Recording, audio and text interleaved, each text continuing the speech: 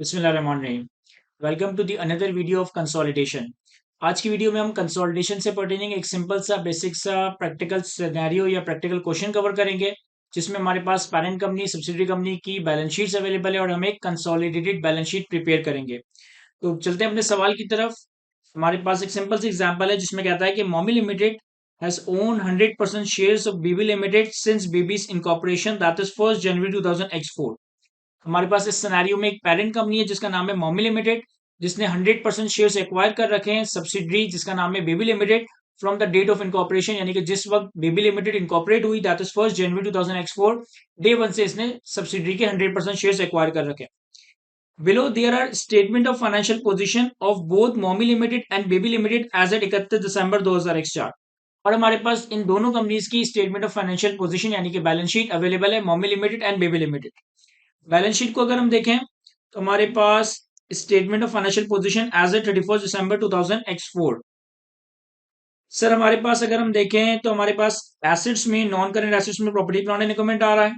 Investment in Baby limited आ रहा है 80,000 shares at one currency unit, यानी कि हर शेयर की एक जो पार वैल्यू है वो वन करेंसी यूनिट है और 80,000 शेयर्स हमने एक्वायर किए 80,000 करेंसी यूनिट्स के। फिर हमारे पास करंट एसेट्स में इन्वेंट्रीज आ रहा है, ट्रेड एंड अदर रिसीवल आ रहा है। ट्रेड एंड अदर रिसीवल में बेबी लिमिटेड से रिसीवल आ रहा है 10,000 का, यानी कि जो यहाँ पे पेरेंट कंपनी है मोमी लिमिटेड, इसका बेबी की तरफ रिसीवल है 10,000 करेंसी यूनिट्स का। अदर रिसीवल्स आ रहा है, कैश एंड कैश इक्विवेलेंट्स आ रहा है। इसके बाद अगर हम लाइबिलिटीज पर आए, इक्विटी पर आए, तो इक्विटी में हमारे पास share capital one currency unit each, यानी कि हर शेयर कैपिटल की par value one currency unit है। मोमी लिमिटेड का 2 लाख का शेयर कैपिटल है और बेबी लिमिटेड का 80,000 का शेयर कैपिटल है। फिर हमारे पास रिटेन अर्निंग्स है, पेरेंट की 62, सब्सिडरी की 45,000, और ये बैलेंस शीट हमारे पास पहले साल के आखिर में 31 दिसंबर 2004 पे अवेलेबल है। फिर हमारे पास लाइबिलिटीज में करंट लाइबिलिटीज हैं, ट्रेड पेबल। ट्रेड पेबल में मोमी लिमिटेड की तरफ बीबी लिमिटेड की बैलेंस शीट में 10,000 का पेबल आ रहा है। तो पहले तो मुझे बैलेंस शीट को देखकर ही समझ आ गया कि पेरेंट और सब्सिडरी के दरमियान 10,000 रुपए का रिसीबल पेबल है। पेरेंट और सब्सिडी के दरमियान 10,000 रुपए का इंटर कंपनी बैलेंसेस है। पेरेंट के पास 10,000 रुपए का रिसीवल, सब्सिडी के पास 10,000 रुपए का पेबल। इसके अलावा और इन्फॉर्मेशन आ रही है जिसमें हमारे पास लोन रिपेबल आ रहा है पेरेंट की बैलेंस शीट में और टोटल इक्विटी लाइबिलिटीज। रिक्वायरमेंट में हमसे कहता है कि prepare consolidated statement of financial position of मोमी ग्रुप एज एट 31 दिसंबर 2004। हमें इस सिनेरियो में, हमें इस सवाल में consolidated statement of financial position यानी कि बैलेंस शीट ड्रॉ करनी है। ठीक है सर। अब हम अगर देखें तो 10,000 रुपए का तो इंटर कंपनी बैलेंस है रिसीवल पेबल के नाम से। दूसरा अगर आप देखें तो आपने यानी कि मोमी लिमिटेड ने जब इस सब्सिडी को एक्वायर करा तो 80,000 रुपए की इन्वेस्टमेंट की है, यानी 80,000 रुपए में सब्सिडी कंपनी के 100% शेयर एक्वायर किए at the date of incorporation. जिस वक्त ये सब्सिडी इनकॉर्पोरेट हुई होगी उस वक्त इसकी रिटेन अर्निंग में तो कोई बैलेंस नहीं आ रहा होगा। और अगर आप इस सब्सिडी का शेयर कैपिटल देखें तो वो भी 10,000 80,000 ही आ रहा है, यानी कि जो भी 80,000 का शेयर कैपिटल है वो सारा का सारा पेरेंट कंपनी मोमी लिमिटेड ने एक्वायर कर लिया था। ठीक है सर। अब हम चलते हैं कुछ वर्किंग की तरफ। देखिए कंसोलिडेशन के जो बैलेंस शीट के सवाल है उनमें जनरली ये कुछ 3-4 बेसिक वर्किंग्स हैं जो कि आपकी हर हाल में बनेगी ही। इस सवाल में हम 2 बेसिक वर्किंग्स देखेंगे, फिर आने वाले सवालों में हमारी ये वर्किंग्स कुछ टोटल 4 वर्किंग्स होगी जो कि हम हर हाल में बनाएंगे ही, और फिर हम कंसोलिडेटेड बैलेंस शीट प्रिपेयर करेंगे। एक वर्किंग हम बनाएंगे सब्सिडी के परस्पेक्टिव से, दैट इज हमारे पास सब्सिडी है baby limited.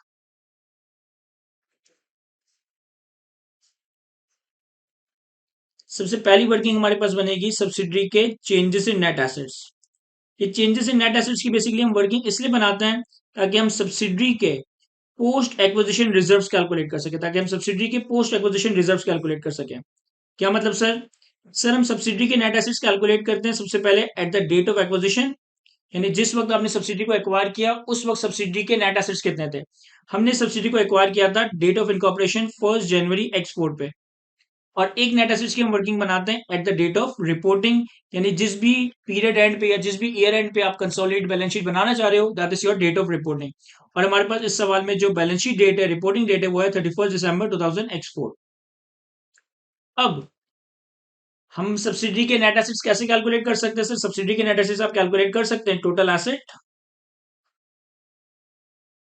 Minus total liabilities. तो हमारे पास ये सब्सिडी के नेट एसेट्स आ जाएंगे।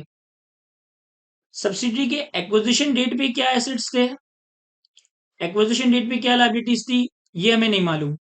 सब्सिडी के एक्विजिशन डेट पे कितने एसेट्स थे कितने लायबिलिटीज थे ये हमें नहीं मालूम, क्योंकि हमें बैलेंस शीट जो दी हुई है वो 31 दिसंबर 2004 की दी हुई है।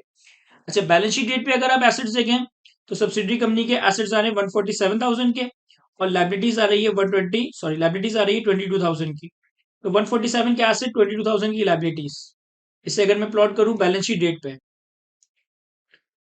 तो 147,000 के एसेट्स, 22,000 की लायबिलिटीज, यानी कि सब्सिडरी के नेट एसेट्स रिपोर्टिंग डेट पर आ गए 125,000। अब हमें किसी तरह से एक्विजिशन डेट के नेट एसेट्स चाहिए, तो हम देख लेंगे कि नेट एसेट्स में एक्चुअली इंक्रीज कितना हुआ है, सब्सिडी ने डेट ऑफ एक्विजिशन के बाद हमें कितना कमा के दिया है। अगर हम थोड़ा सा रिकैप करें अकाउंटिंग इक्वेशन का, सर हमने एक अकाउंटिंग इक्वेशन बचपन में अपने अकाउंट्स में कवर किया है। अकाउंटिंग इक्वेशन क्या है सर, कि total assets is equals to equity plus liability. कि एक कंपनी की जिंदगी में जो टोटल एसेट्स हैं वो या तो इक्विटी से फाइनेंस होते हैं या लायबिलिटी से फाइनेंस होते हैं, तो total asset is equal to equity plus liability. अगर मैं इस इक्वेशन को थोड़ा सा रीअरेंज करूं, लायबिलिटीज को दूसरी साइड पे ले आऊं, तो asset minus liability is equals to equity. यानी कि हम ये कह सकते हैं कि एक कंपनी की बैलेंस शीट में जो नेट एसेट्स होते हैं, यानी कि एसेट माइनस लायबिलिटीज होते हैं, वो एक्चुअली नेट इक्विटी के बराबर होता है। तो हमने इस सिंपल सी इक्वेशन को थोड़ा सा यहाँ वहां करके क्या कंक्लूड किया कि net asset should be equal to net equity. Sir अगर इस सिनेरियो में हम देखें तो हमारे पास total asset total liabilities acquisition date पे अवेलेबल नहीं थे, लेकिन रिपोर्टिंग डेट पे अवेलेबल थे। व्हाट इफ कि मैं इसकी इक्विटी कैलकुलेट करूं, इक्विटी में हमारे पास शेयर कैपिटल आ जाएगा, इक्विटी में हमारे पास रिटेन अर्निंग्स आ जाएंगी। सब्सिडरी कंपनी की अगर आप इक्विटी देखें तो सब्सिडरी कंपनी की इक्विटी में 80,000 का शेयर कैपिटल है और 45,000 की रिटेन अर्निंग्स है at the date of balance sheet 31 दिसंबर 2004। तो हमारे पास 80,000 रुपए का शेयर कैपिटल और 45,000 रुपए की रिटेन अर्निंग्स, तो ये टोटल आ गया हमारे पास 1,25,000। और जैसा कि हमने अकाउंटिंग इक्वेशन में कंक्लूड किया था कि net asset should be equal to net equity, तो ये हमारा 1,25 का नंबर इस 1,25 से मैच भी कर रहा है। यानी कि अगर मैं एक्विजिशन डेट की नेट इक्विटी कैलकुलेट कर लूं तो वही हमारे नेट एसेट्स का नंबर होगा।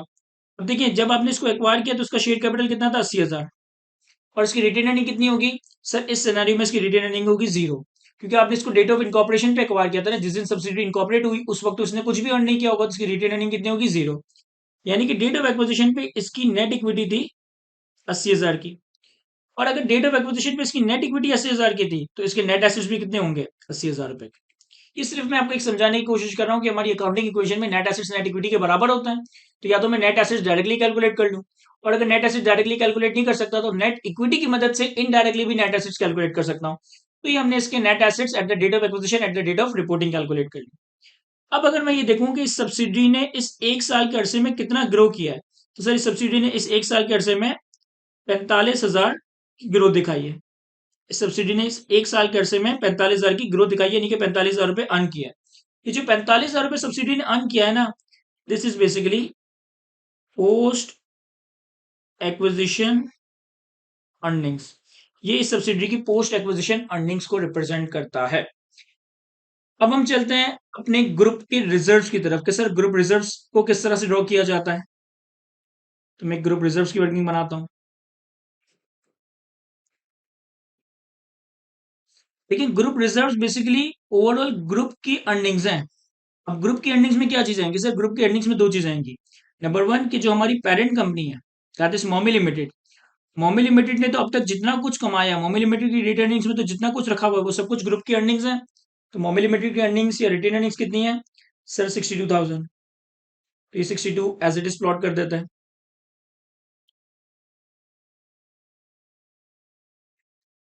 और ग्रुप रिजर्व्स की वर्किंग में सब्सिडी की वो इक्विटी या सब्सिडी की वो अर्निंग्स आएंगी जो सब्सिडी बनने के बाद हमने सब्सिडी से अर्न किया है, यानी कि हमने सब्सिडी को एक्वायर करने के बाद सब्सिडी ने जो हमें कमा के दिया है, जिसे हम कहते हैं post acquisition earnings of VB limited. ये हमने अपनी वर्किंग वन में कैलकुलेट किया, दैट इज 45,000। तो हमारे पास ग्रुप रिजर्व्स आ गए total 62 plus 45 that is 62 plus 45 that is 107,000। देखिए लास्ट वीडियो में हमने डिस्कस किया था कि जो सब्सिडी और पेरेंट के कंसोलिडेटेड फाइनेंशियल स्टेटमेंट्स बनाते हो, ये एक मेमोरेंडम अकाउंट्स है, ये एक मेमोरेंडम रिकॉर्ड्स है। यानी कि पेरेंट के सेपरेट फाइनेंशियल स्टेटमेंट्स बनाए जाते हैं, सब्सिडी के सेपरेट फाइनेंशियल स्टेटमेंट्स बनाए जाते हैं, और फिर इन दोनों को कंसोलिडेट करके कंसोलिडेटेड फाइनेंशियल स्टेटमेंट्स बनाए जाते हैं।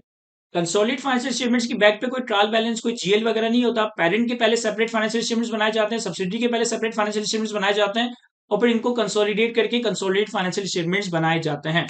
तो अगर आप मुझसे पूछें कि सर सब्सिडी के सारे एसेट्स और लायबिलिटीज को आपने अपनी बुक्स में रिकॉर्ड किया, अपनी कंसोलिडेट बुक्स में रिकॉर्ड किया, आपने अपनी कंसोलिडेट बुक्स में बेसिकली जर्नल एंट्री क्या पास की होगी? तो वो भी मैं बता देता हूं कि हमने अपनी बुक्स ऑफ अकाउंट्स, यानी कि हमारे जो कंसोलिडेटेड बुक्स ऑफ अकाउंट्स हैं, इसमें सब्सिडी के नेट एसेट्स या सब्सिडी के सारे एसेट्स और लायबिलिटीज को रिकॉर्ड करने के लिए हमने क्या जनरल एंट्री पास की होगी? सर हमने एंट्री पास की होगी कि सब्सिडी के net assets debit date of acquisition पे, दैट इज 1 जनवरी X4। जिस वक्त आपने सब्सिडी को एक्वायर किया, आपने सब्सिडी के सारे एसेट्स को कैपिटलाइज कर लिया होगा। वो कितने थे सर? हमारे पास वो थे 80,000 रुपए। तो 80,000 से हमने नेट एसेट्स डेबिट किया होगा, और हमने सब्सिडी को एक्वायर करने के लिए 80,000 की कंसिडरेशन पे की, जो कि पेरेंट की सेपरेट बैलेंस शीट में 80,000 पे रिकॉर्डेड है। आपने अपने इन्वेस्टमेंट्स को क्रेडिट किया होगा। कंसोलिडेटेड अकाउंट्स में जब हम सब्सिडी के सारे नेट एसेट्स को अपनी बैलेंस शीट पे लेकर आएंगे, तो हम सब्सिडी के सारे net assets at date of acquisition capitalize कर देंगे, और हमारी सेपरेट बुक्स में जो इन्वेस्टमेंट रिकॉर्ड हुई है वो हमारी क्रेडिट हो रही होगी। ये एंट्री बेसिकली हमारे मेमोरेंडम रिकॉर्ड यानी कि कंसोलिडेटेड बुक्स में बन रही होगी, सब्सिडी के सारे नेट एसेट्स को कंसोलिडेटेड बैलेंस शीट पे लाने के लिए। और इसी तरीके से अगर आप मुझसे ये पूछें कि सर पेरेंट की, जो कि यहाँ पे मॉमी लिमिटेड है, इसकी सेपरेट बुक्स में क्या एंट्री बनी होगी इस इन्वेस्टमेंट को रिकॉर्ड करने के लिए? तो सर सेपरेट बुक्स में भी बड़ी सिंपल सी एंट्री बनी होगी। सेपरेट बुक्स में तो सिंपल सी एंट्री क्या बनी होगी सर? इन्वेस्टमेंट डेबिट और कैश या बैंक क्रेडिट। यानी पेरेंट ने जब 80,000 रुपए की इन्वेस्टमेंट की सब्सिडी में, तो पेरेंट ने अपने पास सेपरेट बुक्स में इन्वेस्टमेंट डेबिट कैश क्रेडिट कर दिया। लेकिन जब आप पेरेंट और सब्सिडी की बैलेंस शीट को कंसोलिडेट कर रहे हो कंसोलिडेट अकाउंट्स में, तो हम सब्सिडी की बैलेंस शीट से 80,000 की इन्वेस्टमेंट को नॉक ऑफ करके सारे नेट एसेट्स को एक जगह कैपिटलाइज कर रहे हैं। अब हम चलते हैं कंसोलिडेटेड फाइनेंशियल स्टेटमेंट्स की तरफ कि कंसोलिडेटेड बैलेंस शीट कैसे बनेगी हमारे पास। सर हमारे पास इस ग्रुप का नाम है मॉमी ग्रुप। हमें consolidated statement of financial position यानी कि बैलेंस शीट बनानी है, और हमारा ईयर एंड है एज एट 31 दिसंबर 2000 X4।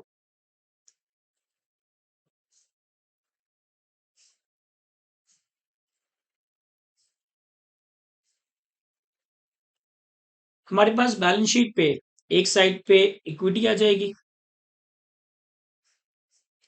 एक साइड पे एसेट्स आ जाएंगे। एसेट्स में हमारे पास नॉन करंट एसेट्स,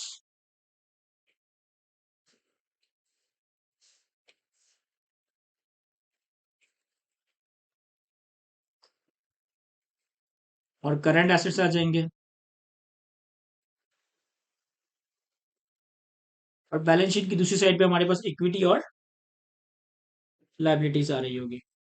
और इस सवाल में कोई नॉन करंट लाइबिलिटी नहीं थी, जो भी लाइबिलिटी थी वो हमारी सारी की सारी करंट लाइबिलिटीज थी।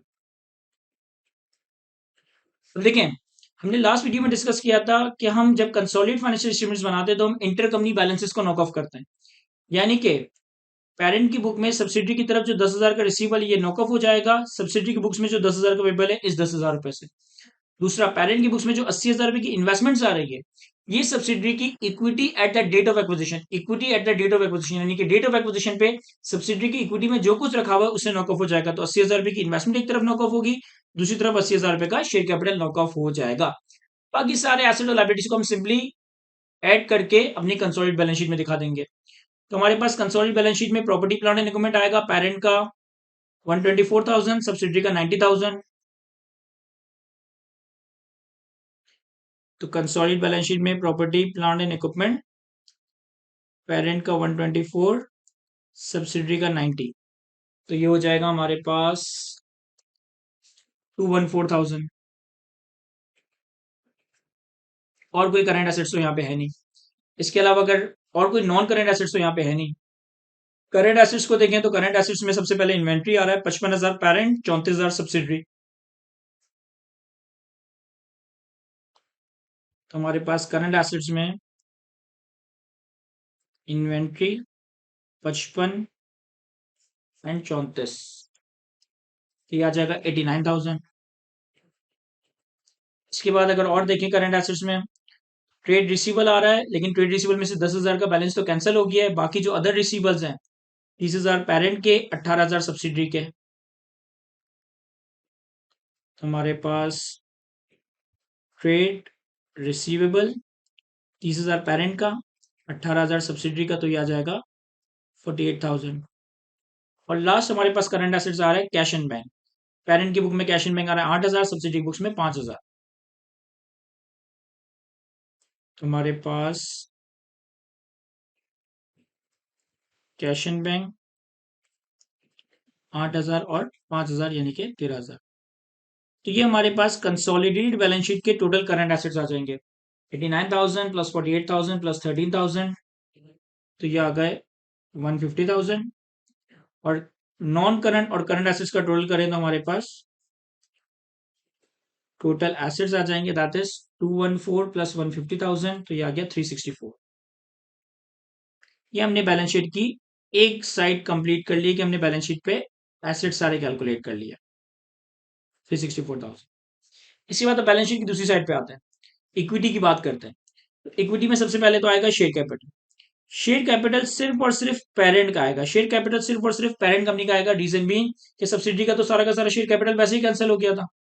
और अगर मैं सब्सिडी का शेयर कैपिटल दिखा रहा हूं तो उसका मतलब है कि मैं अपने आप में एक इन्वेस्टमेंट कर रहा हूं, जो कि बड़ी लॉजिकल सी बात है। तो पेरेंट का शेयर कैपिटल कितना है, 2 लाख रुपए। तो पेरेंट का शेयर कैपिटल आ जाएगा 2 लाख रुपए। और फिर इसके बाद आएगा हमारे पास ग्रुप रिजर्व्स, जो कि हमने सेपरेटली कैलकुलेट किए थे। सर ग्रुप रिजर्व्स हमने कैलकुलेट किए थे 107,000 के, 107। तो टोटल हमारे पास इक्विटी आ गई 307। इसके बाद लाइबिलिटीज में अगर आए तो हमारे पास ट्रेड पेबल आ रहा है। पेरेंट की बैलेंस शीट में 35,000, सब्सिडी की बैलेंस शीट में 12,000। 10,000 का भी पेबल था लेकिन ऑलरेडी नॉक ऑफ हो गया, तो 35 प्लस 12,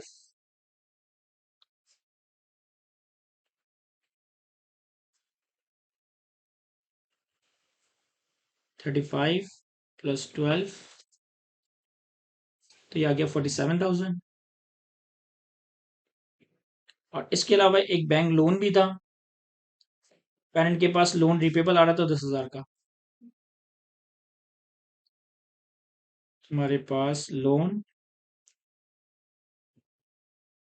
रिपेबल 10,000, तो टोटल लाइबिलिटी आ गई हमारे पास 57,000।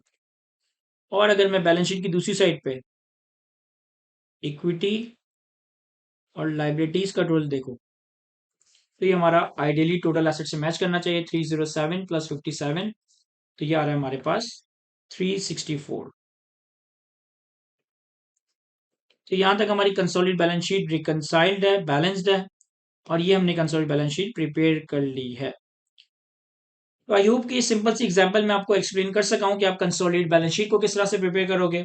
आज के लेक्चर को यहीं तक रखते हैं। नेक्स्ट लेक्चर से हम इंशाल्लाह गुडविल और एनसीआई का कॉन्सेप्ट स्टार्ट करेंगे। Thank you, Allah Hafiz.